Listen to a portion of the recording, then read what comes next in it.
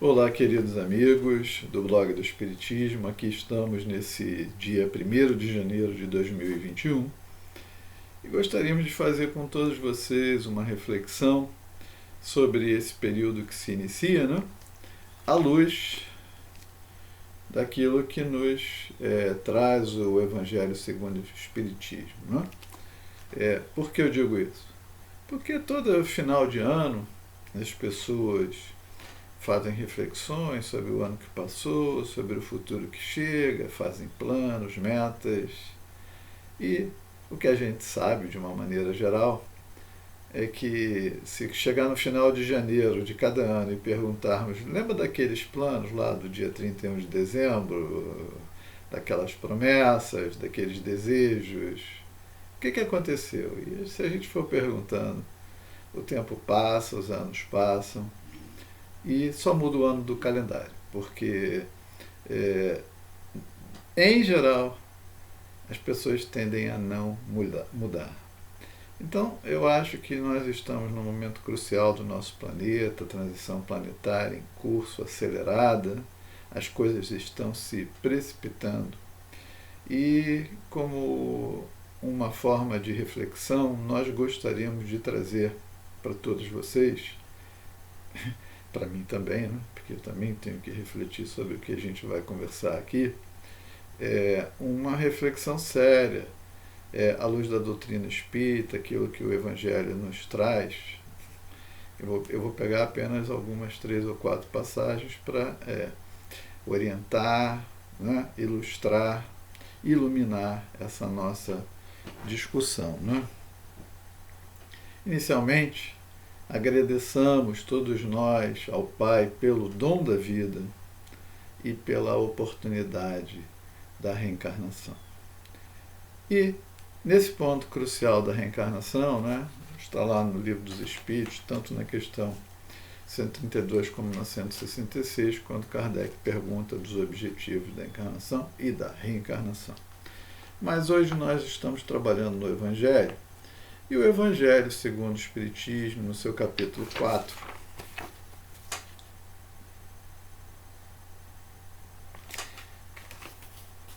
ninguém poderá ver o reino de Deus se não nascer de novo, disse Jesus de Nazaré. E aí, no item 25 do capítulo 4 do Evangelho, existe o item necessidade da encarnação, e eu vou ler textualmente o que está escrito. A passagem dos espíritos pela vida corporal é necessária para que eles possam cumprir, por meio de uma ação material, os desígnios cuja execução Deus lhes confia. É-lhes necessária a encarnação, a bem deles, visto que a atividade a que são obrigados a exercer lhes auxilia o desenvolvimento da inteligência. Então, o que a gente depreende, aprende a partir dessa frase, dessas frases aqui colocadas no Evangelho por Kardec? A encarnação, a reencarnação, de acordo com a estrutura divina, como ele estabeleceu o desenvolvimento de cada espírito no seu projeto evolutivo, passa pela encarnação. Então, a encarnação tem um sentido de nos permitir evolução, progresso. As pessoas acham que a encarnação é para karma, sofrimento, dor, pagar. Não. Às vezes precisamos fazer alguma reparação, até grave. Mas o objetivo real da encarnação é melhoria, progresso. Então, como nós não temos controle, nenhum de nós, sobre o tempo da reencarnação, eu não sei se amanhã eu estarei aqui, nenhum de nós sabe se acordará, dormirá um dia e acordará no mesmo plano. Então, o tempo é o patrimônio, é o grande capital da encarnação, mas o tempo bem aproveitado. Tem gente que joga a conversa fora, tempo fora, e aí não se cumpre a finalidade da encarnação. Então, eu queria fazer esse primeiro registro muito forte. A encarnação ela tem um propósito, um só. Quando chegar ao final dela, eu preciso ser melhor do que quando eu iniciei a minha jornada como uma criança. Só tem esse grande propósito. E mais, o que Kardec coloca de forma brilhante? Que a vida material, o dia a dia nosso, as inter-relações no ambiente da família, do trabalho, na vizinhança, no meio social, trazem riquezas de possibilidades de engrandecimento. Pelas situações agradáveis, pelas desagradáveis, todas elas trazem ensinamento. Então, passar a vida reclamando, lamentando um fato ou outro é não tirar proveito, é não realizar aprendizado. Então, o primeiro ponto é: a encarnação tem um propósito. Estamos aqui iniciando um novo ciclo, um novo ano, e aí a gente precisa entender como que nós vamos aproveitar exatamente este tempo, que nós não sabemos qual é exatamente. Então, o que eu deixo de realizar hoje, eu não sei se eu posso realizar amanhã.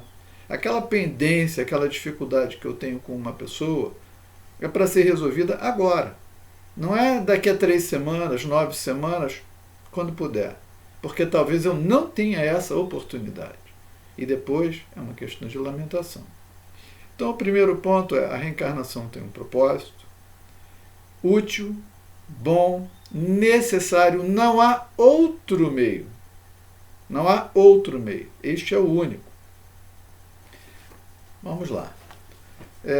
Adiante no Evangelho, no capítulo 17, do Evangelho segundo o Espiritismo, Sede Perfeitos, o capítulo, no item 4, quando se fala dos bons espíritas, tem uma frase que quase todos os espíritas conhecem. Reconhece-se o verdadeiro espírita por sua transformação moral e pelos esforços que emprega para domar as suas más inclinações. Aqui a gente entende que nós somos imperfeitos, temos más tendências, ninguém aqui é anjo, e que tomar consciência a respeito de si mesmo, trabalhar isso de forma honesta, íntegra, verdadeira, autopiedosa, autocaridosa é fundamental. E aí Kardec complementa a frase, dizendo o seguinte: enquanto um se contenta com o seu horizonte limitado, e muitas pessoas preferem deixar acontecer, outro que apreende, quer dizer, que registra, que tira proveito, que internaliza, aquele que apreende alguma coisa de melhor, se esforça por desligar-se, das suas más inclinações e sempre o consegue se tem firme à vontade. Então aqui Kardec coloca a vontade, a decisão que cada um precisa tomar interiormente.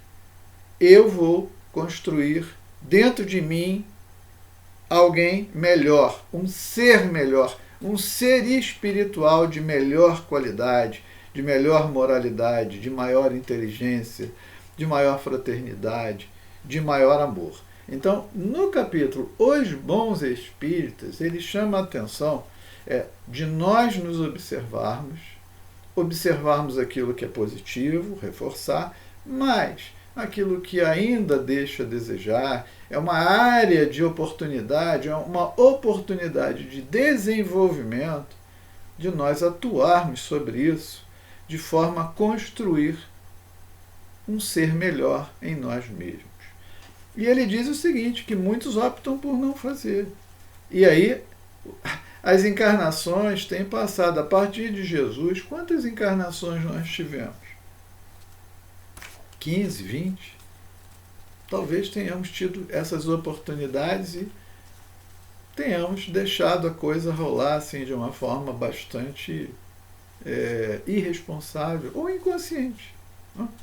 Só que a doutrina espírita nos traz todas essas luzes, esses elementos. Ainda no capítulo 17, Kardec nos apresenta o item o dever, que é o item 7. E aí ele diz assim: o dever é a obrigação moral da criatura para consigo mesmo, primeiro e em seguida para com os outros. O dever é a lei da vida. Com ele deparamos nas menores particularidades, como nos atos mais elevados. E aí ele diz, na ordem dos sentimentos, o dever é muito difícil de cumprir-se, por se achar em antagonismo com as atrações do interesse do coração. E ele diz que, quando se cumpre o dever, as suas vitórias não têm testemunhas, e suas derrotas não estão sujeitas à repressão. O dever íntimo do homem fica entregue ao seu livre-arbítrio. Vamos exemplificar isso.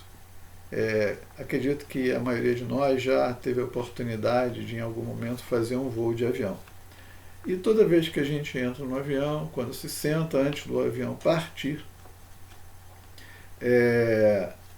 aqueles trabalhadores lá, aeromoças, os comissários de bordo, oferecem a nós algumas demonstrações sobre segurança. E aí eles dizem assim, por favor, observe, eles dizem, em caso de despressurização da cabine, máscaras cairão automaticamente.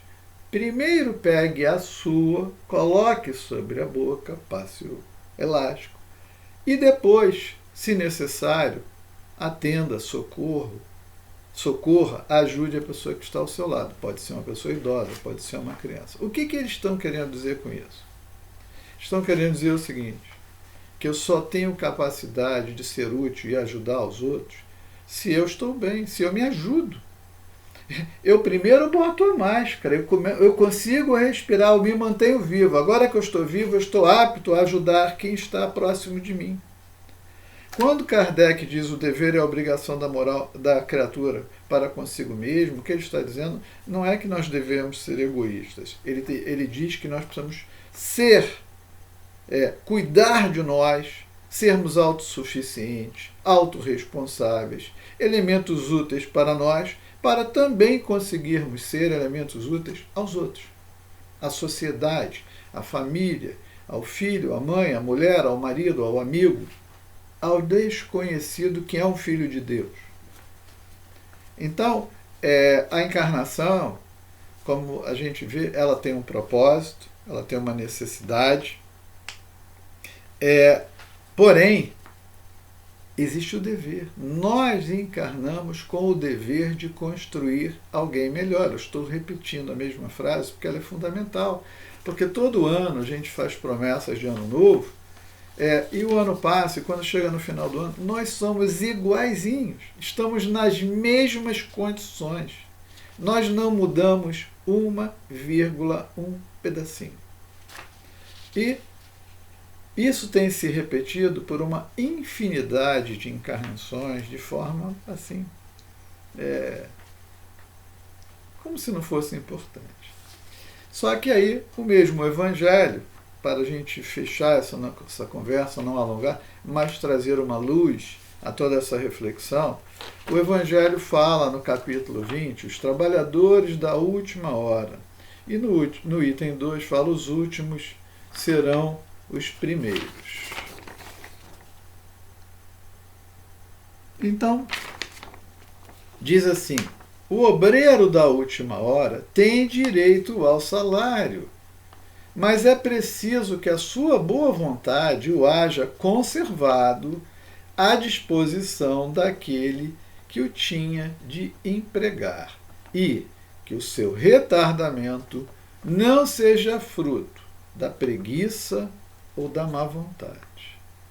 Tem ele direito ao salário, porque desde cedo, desde a alvorada, esperava com impaciência aquele que, por fim, o chamaria para o trabalho. Era trabalhador, era laborioso, apenas lhe faltava a oportunidade, o labor, o trabalho. E aqui, então, nós, nesse momento de transição planetária, nós precisamos entender o seguinte, nós somos, a encarnação tem um propósito, o espírita precisa compreender que ele não pode ser igual a todos. Se ele é o bom espírita, se ele é consciente, se ele é um cristão de verdade, não dá para nós continuarmos agindo tal como todo mundo. E precisa ver, precisamos entrar pela porta estreita, criar diferenciais de atitude, de comportamentos totais em relação às demais pessoas. Usar o pretexto de que todo mundo faz assim, todo mundo é assim, não vai funcionar. Não é? Vimos, através do dever, que o indivíduo é o único e principal responsável por si mesmo, por sua felicidade e destino. Nós somos responsáveis pelo nosso destino. E essa passagem do trabalhador da última hora, ela é marcante porque ela fala da última hora. A última hora, nós estamos vivenciando uma situação, é a oportunidade final para o trabalhador que vai definir talvez o nosso destino nos próximos milhares de anos, 5.000, 6.000 anos. Por quê? O trabalhador da última hora é aquele que negligenciou em muitas encarnações, como a maioria de nós tem feito, mas tem uma oportunidade agora real de fazer algo por si mesmo, pela sociedade, pelo bem maior, pela fraternidade entre os homens, e vai optar se é preguiçoso, negligente ou não. E isso talvez seja o fator determinante, fundamental, para definir se podemos permanecer no planeta Terra, mundo regenerado que se inicia, que caminha para isso, uma sociedade mais agradável, mais fraterna, não perfeita. O mundo regenerado não é um mundo, porque nós não somos ainda perfeitos. Mas se nessa separação do joio e do trigo, aqueles que causam maiores dores, problemas à sociedade, são retirados do ambiente, com certeza o ambiente ficará mais agradável. E quem aqui puder permanecer já desfrutará de um certo paraíso, de um mundo mais justo, mais fraterno, com mais oportunidades para todos, né?